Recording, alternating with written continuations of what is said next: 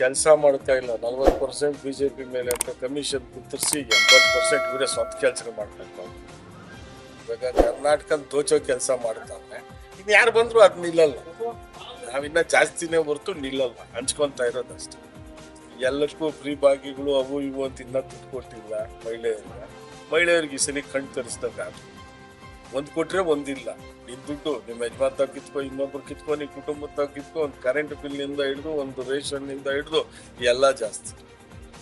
ಕೇಂದ್ರ ಸರ್ಕಾರದಾಗ 10 ರೂಪಾಯಿ diesel petrol ಜಾಸ್ತಿ ಅಂತ ಹೇಳೋದು ನಿನ್ ಗಮನಕ್ಕೆ ಬರ್ತದೆ. ನಿಮಗೆ ಕೊಡ್ತಾ ಇರೋದು ಎಷ್ಟು? ನೀವು ನಿಮ್ಮ ಕರ್ನಾಟಕ ಸರ್ಕಾರದ್ದು 40 ರೂಪಾಯಿ 28-40 ರೂಪಾಯಿ ಚಲಿಸಿ ಮತ್ತೆ ಕಮ್ಮಿ ಮಾಡಿದ್ರೆ ಆಗಲ್ಲ.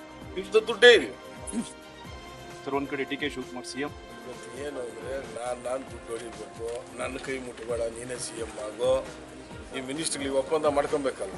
ನನಗಿಂಥ ಪೋಸ್ಟ್ ಕೊಡು, ನಾನು ಇಂಥದ್ದು ಅಂತೇಳಿ ಮಾಡಿಕೊಂಡು ಕರ್ನಾಟಕ ರಾಜ್ಯನ ನಂಬಿಕೆ ದ್ರೋಹದಿಂದ ದಿವಾಳಿ ಮಾಡಿಬಿಟ್ಟು ಹೋಗ್ತಾರೆ. ಡಿ ಕೆ ಶಿವಕುಮಾರ್ ಸರ್ಕಾರ ಅದೇ ದುಡ್ಡಿಲ್ಲ, ಸರ್ಕಾರ ನಡೆಸೋಕ್ಕೆ ಆಗಲ್ಲ, ಇರೋದ್ರಾಗ ನಡೆಸ್ತೀರಿ. ಸಾಲ ಮಾಡು ಇವಾಗ ಇವ್ರು ಬಂದ ಮೇಲೆ ಒಂದು 3 ಲಕ್ಷ ಕೋಟಿ 4 ಲಕ್ಷ ಕೋಟಿ ಸಾಲ ಮಾಡವ್ರೆ. ಅದು 8 ಲಕ್ಷ ಕೋಟಿಗೆ ಇರ್ತದೆ. ಇವಾಗ 9 ಲಕ್ಷ ಕೋಟಿ ಆಗೈತೆ. ಇನ್ನು ಇವ್ರು ಏನು ನಡೆಸ್ತಾರೆ? ಸರ್ಕಾರ ನಡೆಸೋಕ್ಕೆ ಏನೈತೆ ದುಡ್ಡು?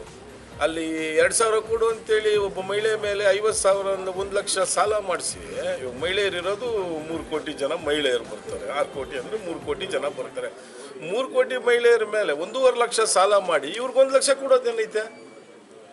ಜನಗಳು ಟ್ಯಾಕ್ಸು ಕಟ್ಟಿ ಸಾಲ ಗುರಿಗೂ ಸಿಕ್ಕಿ ನಾವು 1.5 ಲಕ್ಷ ಒಬ್ಬನ ಮೇಲೆ ಇವಾಗ ಸಾಲ ಮಾಡವ್ರೆ. ಇನ್ನು 50,000 ತಗೊಂತಾರೆ. ಅವ್ರಿಗೇನು ಬೇಕು?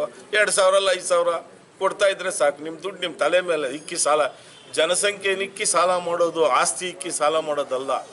ಕರ್ನಾಟಕ ಒತ್ತೆ ಇಟ್ಟು 6 ಕೋಟಿ ಜನಸಂಖ್ಯೆ ಮೇಲೆ ಸಾಲ ಮಾಡಿದ್ರು.